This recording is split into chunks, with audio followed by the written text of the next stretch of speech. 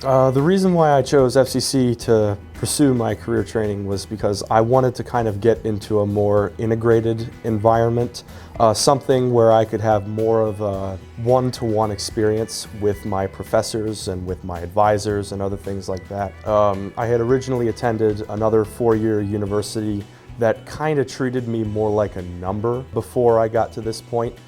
And it was also in a different major at that point in time. I had done engineering for 1 year, and I had done music for 1 year, so I was kind of all over the place.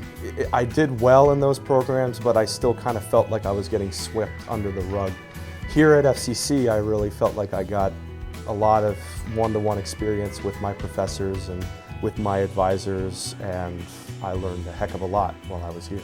As far as base knowledge, the wonderful thing about FCC is that you can come in at the ground level and you can really have any kind of level of experience with it. I had a very minor experience with coding when I first came in here, which I got 3-4 years ago from the time that I actually entered in to FCC.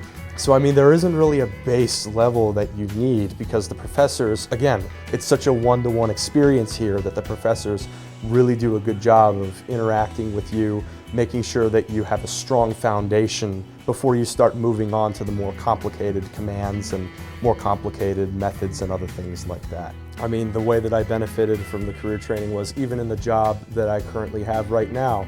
I've learned about working with networks. I've learned about working with different coding in various different languages. I've been able to even use some of the coding that I've learned in my current position at my current job to actually create more efficient spreadsheets, more efficient programs to run our devices and other things like that. And of course, it's prepared me for my transfer to my four-year university. I plan to transfer to the University of Maryland, Baltimore County in Catonsville this upcoming fall.